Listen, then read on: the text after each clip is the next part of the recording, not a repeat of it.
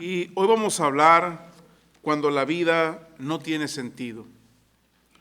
Hemos estado hablando sobre cómo superar lo que estás pasando. Y hoy vamos a hablar cuando la vida no tiene sentido. Vamos a hablar cuando la primera etapa de ese mundo, cuando tu mundo se derrumba, cuando el divorcio, la enfermedad, la pérdida de un ser querido, la pérdida de un hijo, ¿verdad? La pérdida de tu trabajo, viene y golpea tu vida. Y que siente que ya no tiene sentido la vida, cuando sientes que todo se ha derrumbado, la primera etapa que vimos se le llama conmoción. Esa etapa donde entramos a ese mundo derribado. La segunda etapa que nosotros vimos fue el dolor. Y la tercera etapa que vamos a ver esta noche se llama lucha. Cuando la vida no tiene sentido, necesitamos luchar. Así que en Génesis capítulo 3, versículo 17 dice, por tu culpa toda tu vida lucharás. Así que en este difícil mundo en el que hoy estamos viviendo nosotros, un mundo crítico, donde es un mundo lleno de luchas, de dificultades. Déjeme decirle que normalmente nosotros luchamos con tres cosas. Tú luchas con los demás, luchas contigo mismo y la tercera, luchas con Dios. Así que vamos a tomar un ejemplo de la Biblia de este personaje que se llama Jacob.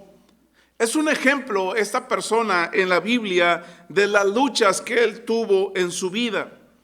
En primer lugar, tuvo luchas con sus parientes, ¿verdad? Empezando con su hermano Esaú cuando le robó la primogenitura. Tuvo luchas con su suegro Jetro, ¿verdad? Cuando su suegro le da una hija por la otra. Tuvo luchas con sus esposas. Tuvo luchas con sus hijos. Y algo muy importante aquí, él luchó con él mismo. En segundo lugar, luchamos con nosotros mismos. Eso fue lo que le sucedió a Jacob. Y la batalla más grande en la vida de nosotros está dentro de cada uno de nosotros. Dentro de nosotros se libra esa batalla. Jacob tenía una familia, vamos a verlo, disfuncional con respecto al favoritismo. A mami le agradaba el hijo y al papá le agradaba el otro hijo. Había favoritismo en la familia. Había luchas unos con otros. Dice Romanos capítulo 7, dice el apóstol Pablo, realmente no me entiendo a mí mismo porque quiero hacer lo que es correcto, pero no lo hago. En cambio, hago lo que odio. Quiero hacer lo que es bueno, pero no lo hago. No quiero hacer lo que está mal, pero igual lo hago porque hay otro poder dentro de mí que está en guerra en mi mente. Hay una lucha interna en nuestra vida. Y esa es la más difícil de librar para muchas de nosotros, para muchas personas. Hay un ser interior que se llama espíritu y ese te jala las cosas de Dios. Hay otro ser que se llama carne y la carne te jala, te lleva hacia el pecado. Pero la lucha más grande que tenemos los seres humanos, la lucha más grande es cuando luchamos con Dios. Esa es la lucha más grande que nosotros podemos tener. Cuando tú luchas con otras personas, cuando tú luchas contigo mismo, en realidad estás luchando con Dios. Y la pregunta aquí es, ¿por qué usted lucha con Dios? Bueno, hay dos razones. Una es que dudamos de la sabiduría de Dios. Y la segunda es que queremos tener el control. Dios no sabe, yo sí sé. Cada vez acuérdese que usted duda de la sabiduría de Dios. Quiere ser como Dios. Quiere ser semejante a Dios. Déjenme decirles que mis hijos, tengo 2 hijas y tengo un hijo. Ellos siempre han sabido que los amo.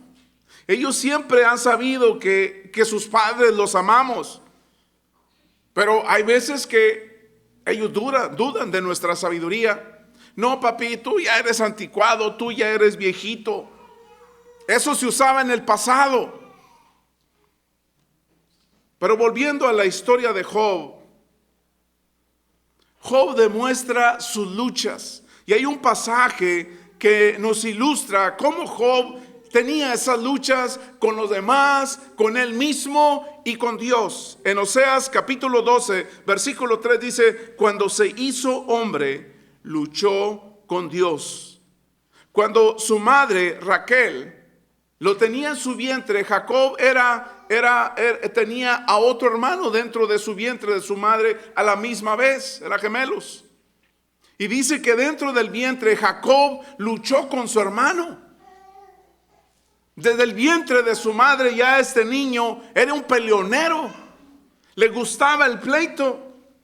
Y sigue diciendo la escritura en Génesis 32, 22, dice: Jacob tomó a sus 2 esposas, a sus 2 mujeres esclavas y a sus 11 hijos, y cruzó el río Jacob con ellos. Entonces Jacob se quedó solo en el campamento, y llegó un hombre y luchó con él hasta el amanecer.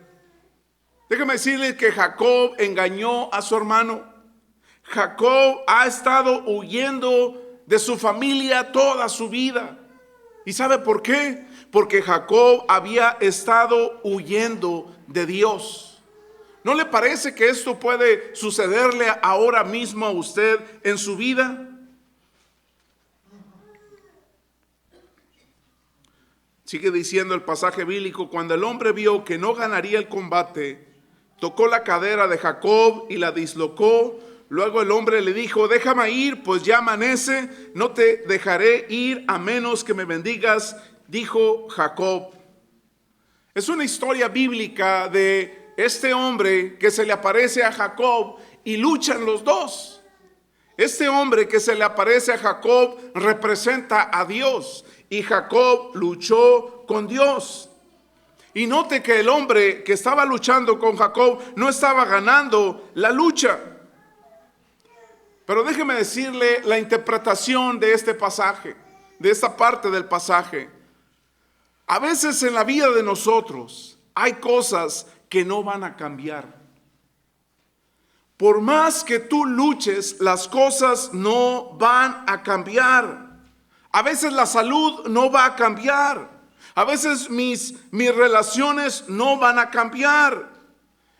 Las discapacidades de las personas no van a cambiar. Hay cosas que usted y yo no podemos cambiar. No podemos cambiar a los demás.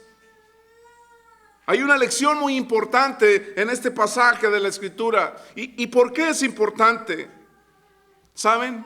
Si Jacob luchó con Dios para que lo bendijera, ¿se acuerda de este pasaje? A Dios le encanta que luchemos con Él. Quizás algunos de ustedes actualmente, ahorita mismo, están luchando con Dios. A Dios le agrada que luchemos con Él. ¿Por qué? Porque lo opuesto de no luchar con Dios es alejarte de Dios. Evitar a Dios, olvidar a Dios, escabullirte de Dios. Este pasaje de la Escritura, este hombre que representa a Dios le dice: ¿cómo te llamas? Es una pregunta extraña. Le dice: ¿cómo te llamas? Preguntó el hombre. Jacob contestó: tu nombre ya no será Jacob. Le dijo el hombre: de ahora en adelante serás llamado Israel, porque has luchado con Dios y con los hombres y has vencido. ¿Saben? Jacob toda su vida había ido manipulando a todos, tratando de hacer que las cosas fueran a su manera, tratando de controlar todas las cosas, tratando de controlar a su hermano, a su familia, a su tía, a su tío, a su suegro. Era Jacob un hombre manipulador. Cuando este hombre que pelea con Jacob le dice: ¿cómo te llamas?, él le dice: Jacob. O sea, en otras palabras, lo que le quiere decir: ¿te das cuenta, Jacob, que el problema aquí eres tú? La razón por la que estás en esta lucha es porque eres tú. El punto aquí es, Jacob, ¿por qué no te rindes? ¿Por qué no dejas de huir? ¿Por qué no dejas de manipular? ¿Por qué no dejas de seguir alejándote de Dios? Jacob, ¿por qué no te rindes ante Dios? Pero hay una cosa que Jacob nunca hace. No se aleja de Dios. Y él le dice a este hombre, no te voy a dejar, le dice Jacob a este hombre, hasta que me bendigas. ¿Alguna vez usted le ha dicho a Dios, Dios, no te voy a dejar hasta que me bendigas? Dios mío, no te voy a soltar hasta que me bendigas. ¿Saben lo que hizo Dios en Jacob? Le cambió su nombre de Israel, de Jacob a Israel. Jacob era un nombre que significaba, en otras palabras, manipulador. Y le cambió el nombre a Israel. Israel significa luchando con Dios o príncipe con Dios. Lo que está pasando en este pasaje, lo que nos quiere decir es que Dios cambió la identidad de Jacob cuando Jacob luchó con él. Eso es lo que pasa cuando nosotros luchamos con Dios. ¿Por qué es importante? Porque cuando Dios quiere trabajar en ti, Dios hace su trabajo más profundo en tu vida, en una parte, en tu identidad. Entonces sigue hablando el pasaje, dice, entonces bendijo a Jacob allí. Jacob llamó a aquel lugar Peniel porque dijo, he visto a Dios cara a cara, y sin embargo conservó la vida. Este pasaje es muy importante porque este pasaje nos enseña a cómo luchar con Dios. Así que vamos a ver cómo voy a tratar las luchas en la vida, cómo voy a luchar con Dios y ser bendecido por Dios. ¿Cómo vas a hacerle? Cuando estás enojado, cuando estás molesto, cuando estás decepcionado de Dios, cuando crees que Dios te ha dejado, cuando crees que Dios no te está oyendo, cuando crees que Dios se ha olvidado de ti. En otras palabras, ahí es el momento cuando tú puedes luchar con Dios. Cuando Dios se llevó un ser querido en tu vida. Cuando ese ser querido ya no va a existir más en tu vida.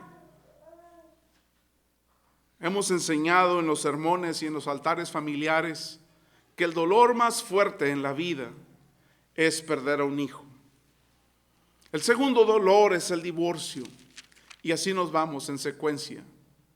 Y saben, este efecto que sucede en nosotros cuando perdemos a un ser querido,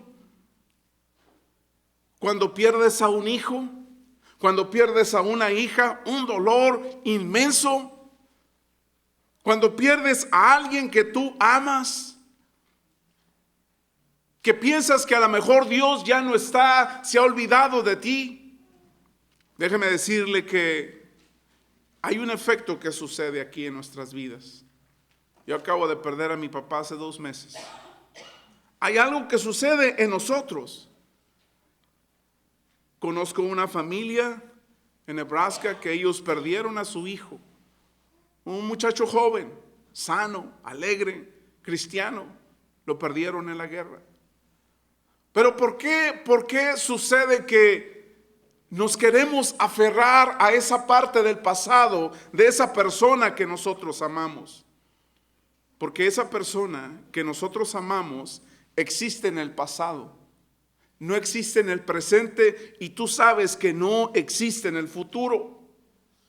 Por eso es que hay personas que se quedan detenidas en el pasado. Cuando existía este joven, cuando existía tu padre, tu madre, tu hijo, cuando vivían, no quieres entrar al presente o al futuro porque sabes que si entras, ahí ya no existen estas personas. Ya se fueron, ya se murieron, ya están con Dios. Vamos a ver este importante pasaje que nos enseña cómo luchar con Dios en momentos así, ¿Cómo luchar con Dios y ser bendecidos con Dios? Hay una gran diferencia entre lamentarme de Dios y lamentarme con Dios. Y de eso vamos a hablar esta tarde. Lamentarme de Dios es pecado. Señor, ¿por qué me sucede eso? Señor, ¿por qué no me das esto mejor para mí? Cuando nos empezamos a lamentar de Dios. Pero lo que vamos a hablar es cómo lamentarme con Dios. Cómo luchar con Dios y ser bendecido por Dios. Esto es diferente. Esto no es pecado. Así que lo primero que necesitamos hacer en la vida, si nosotros queremos ser bendecidos por Dios, lo primero que yo tengo que hacer en mi vida es que le digo a Dios lo que pienso que es injusto o doloroso. Tú le dices a Dios lo que piensas, lo que es injusto, lo que es doloroso. Lo que tú piensas que es. Déjeme decirle que este es el comienzo de un lamento. O sea que muchas personas saben en otras palabras orar, saben cómo cantar a Dios, saben cómo alabar a Dios. Pero en este punto encontramos un patrón importante en esta lucha con Dios que se llama lamento. Y este patrón de este lamento es un patrón que existe común en toda la Escritura. Lo primero que hace el lamento es quejarte, apelar, recordar y expresar. Y en la Escritura podemos encontrar a David, a Abraham, a Jeremías, a Moisés, a Elías, a Isaías, quienes se quejaban con Dios. Aquí hay un patrón que cada uno de ellos lo podía percibir en el lamento cuando te quejas con Dios. Les voy a dar un ejemplo bíblico. Cuando David se quejó con Dios, dice el Salmo 13, versículo del 1 al 5, oh Señor, ¿hasta cuándo te olvidarás de mí? ¿Será para siempre? ¿Hasta cuándo miras hacia otro lado? ¿Hasta cuándo tendrás que luchar con angustia en mi alma, con tristeza en mi dolor día tras día? ¿Hasta cuándo mi enemigo seguirá dominando? Vuélvete hacia mí y contéstame, oh Señor mi Dios, confío en tu amor inagotable. O sea, lo que David está hablando aquí es el patrón bíblico del lamento. David se está quejando con Dios. David le está diciendo a Dios, ¿hasta cuándo te olvidarás de mí? No se está quejando de Dios, se está quejando con Dios y termina el lamento. Oh Señor mi Dios, confío en tu amor inagotable. David está confiando en Dios, pase lo que pase. En el libro de Jeremías, esto es otro ejemplo, capítulo 12, versículo del 1 al 4, dice, Señor, si me pongo a discutir contigo, tú siempre tienes la razón. Y sin embargo, quisiera preguntarte el porqué de algunas cosas. ¿Por qué le va bien a los malvados? ¿Por qué viven tranquilos los traidores? En su interior están lejos de ti. Tú, en cambio, Señor, me conoces. Tú me ves y sabes cuáles son mis sentimientos hacia ti. ¿Hasta cuándo va a estar seca la tierra? Los animales y las aves están muriendo por la maldad de los habitantes del país. ¿Qué piensan? ¿Que no ves lo que ellos hacen? ¿Está escuchando la queja del profeta? Se está quejando, pero en un acto de adoración. Quejarte acerca de Dios, esto es rebelión. Pero quejarte con Dios, eso es un acto de adoración. Pero esa es la clave. Esta es la clave. Hay dos cosas, hay dos claves para orar y ganar en la lucha con Dios. Cuando tú ores a Dios, no te quejes de Dios. ¿Qué es el dolor más grande en tu vida? ¿La pérdida de alguien? ¿Tu divorcio? que te quedaste sin trabajo, que es el dolor más grande de tu vida, no te quejes de Dios. Quéjate con Dios.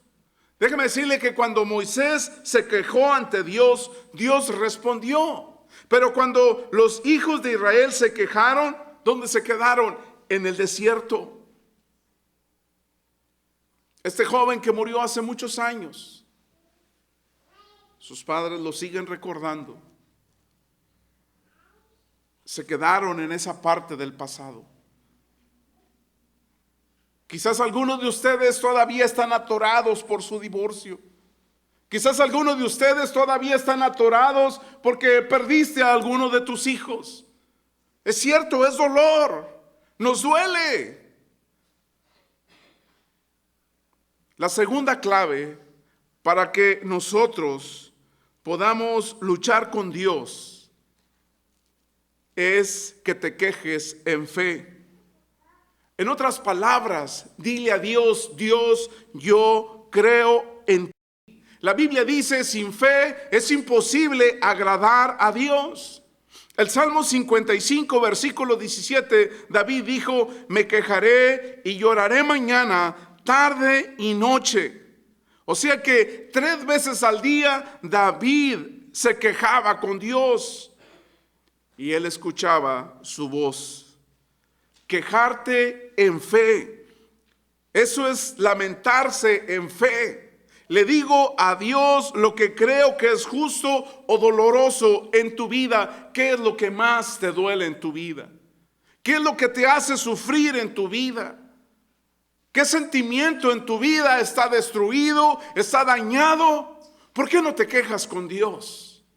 En vez de ir con alguien que realmente no te va a dar una solución, ¿por qué no vamos con Dios? Si quieres ganar la pelea con Dios, como lo hizo Jacob, la segunda cosa que necesitas hacer es apelar a la naturaleza de Dios. Cuando apelamos a la naturaleza de Dios, levante su mano. ¿Quién de ustedes ha leído los Salmos? Levante su mano. Amén. Lees a David y lees a otras personas quejándose con Dios al mismo tiempo. ¿Sabes? David le decía a Dios: tú eres un Dios bueno, tú eres un Dios misericordioso, Dios, tú eres un Dios bondadoso, tú eres un Dios justo. Dios, no me gusta lo que está pasando, pero Dios, tú lo ves todo.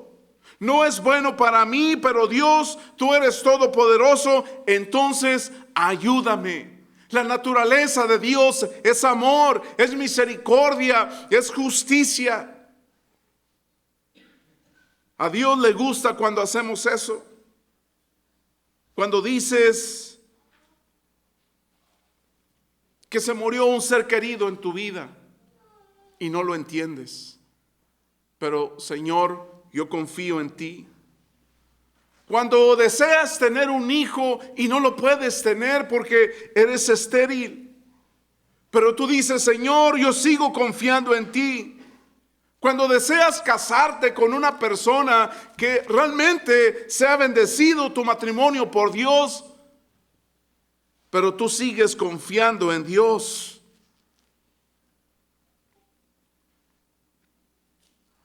Dios ve todo lo que está pasando y tú ves lo que está pasando y: Señor, no lo entiendo. ¿Por qué pasa? ¿Por qué mi nación no funciona? ¿Por qué la ciudad donde yo vivo no funciona bien? ¿Por qué mi familia no está funcionando, no está trabajando bien? Pero Señor, yo confío en ti. Eso es apelar a la naturaleza de Dios. La tercera cosa, si queremos ganar la batalla con Dios, es recordarle a Dios lo que Él ha dicho. Lo que Él ha dicho en su palabra. Lo que Él ha dicho de sus promesas. En Génesis 32, versículo del 9 al 12, le recuerda a Dios lo que ha dicho. Dice: entonces Jacob oró: oh Dios de mi abuelo Abraham, y Dios de mi padre Isaac. Oh Señor, tú me dijiste, regresa a tu tierra y a tus parientes, y me prometiste, te trataré con bondad. No soy digno de todo el amor. Oh Señor, te ruego que me rescates de la mano de mi hermano Esaú. Tengo miedo de que venga para atacarme a mí, pero tú me prometiste ciertamente que tratará con bondad y multiplicará tus descendientes. En otras palabras, lo que Jacob le está diciendo a Dios: ¿cómo voy a tener una descendencia si me matan? Pero esto no va a suceder. Apelamos, hermanos, a Dios. Te quejas con Dios, apelas a Dios. La última cosa que nosotros necesitamos aprender para ganar en la batalla con Dios es expresar mi plena confianza en Dios. ¿Saben? Cuando Dios le dijo a Abraham: Abraham, no quiero que me des tus cabras, ni 1000 ni 2000. Dios le dijo a Abraham: yo quiero que me des a tu hijo. ¿Cuántos hijos tenía Abraham? 1. ¿Cuántos de ustedes estarían dispuestos a hacer eso que hizo Abraham? Abraham, ¿qué hizo? Tomó a su hijo, tomó el burro, lo subió, y su hijo ya tenía como 13, 14 años de edad. Le puso la leña al burro, se fueron, y en el monte Moria, cuando sacó la estaca, el cuchillo para clavarlo a su hijo y sacrificarlo, ¿qué sucede? Dios proveyó. Necesitamos expresar nuestra confianza en Dios. Abraham no se puso a renegar con Dios: ¿por qué a mi hijo, Señor? ¿Por qué no a mi suegra? No, eso no dijo Abraham, ¿verdad? Dijo, no se puso a renegar con Dios.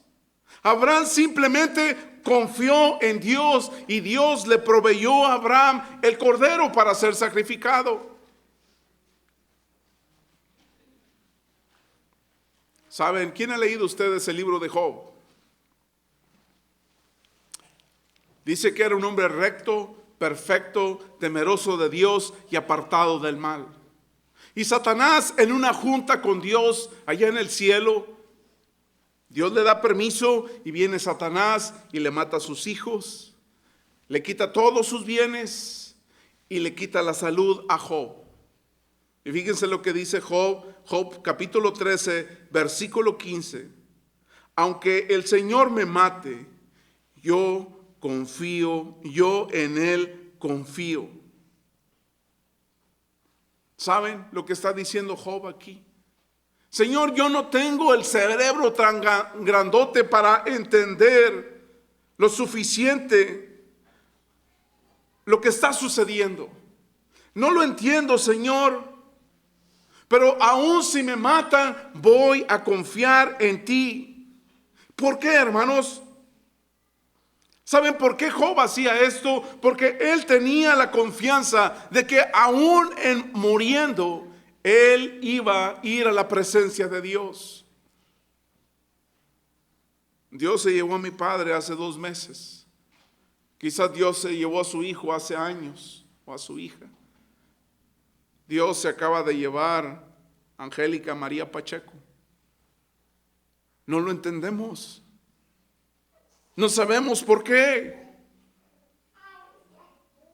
Quizás alguno de ustedes está atravesando por el divorcio y sabe: Señor, toda mi vida te he servido, he estado contigo, y no lo entiendes por qué.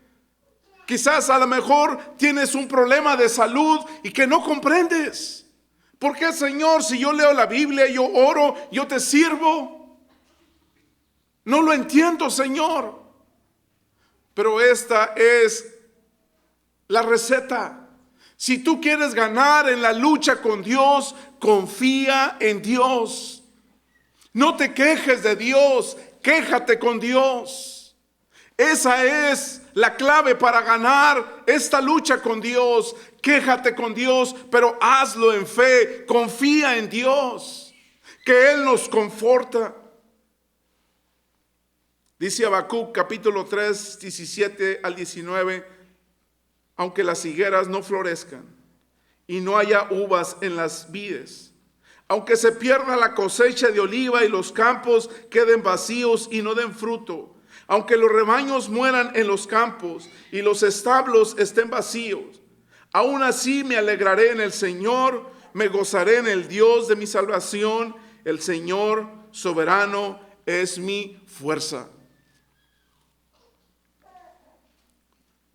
Hermanos, cuando David tuvo varios hijos y uno de sus hijos, Absalón, quería asesinar a su padre y quedarse en el trono. Y David escribe en el Salmo 21, versículo 1, Dios mío, ¿por qué me has desamparado? Imagínese el dolor de saber tú como padre que tu hijo te quiere ver muerto. Después, cuando Cristo estaba en la cruz, crucificado, después de que fue torturado, fue crucificado injustamente, él dice en la cruz, Elí, Elí, lama sabactani, que era en arameo. Él retomó el capítulo 21, versículo 1, lo que escribió David: Dios mío, Padre mío, ¿por qué me has desamparado? Pero ¿sabe qué hizo Jesús? ¿Sabe qué hizo David? Confiaron en aquel, que solamente aquel que es Dios es el único que nos puede dar la paz en nuestra vida. Aquel que es el único que nos puede dar esa comunión, esa relación verdadera. No lo entendemos, pero confiamos en que Dios está con nosotros. Para la familia que perdieron a Ángela María Pacheco, quizás no lo entienden, o quizás sí, o quizás no. Pero lo más importante es que confíen en Dios, que Dios es el único que nos conforta, que Dios es el único que nos fortalece,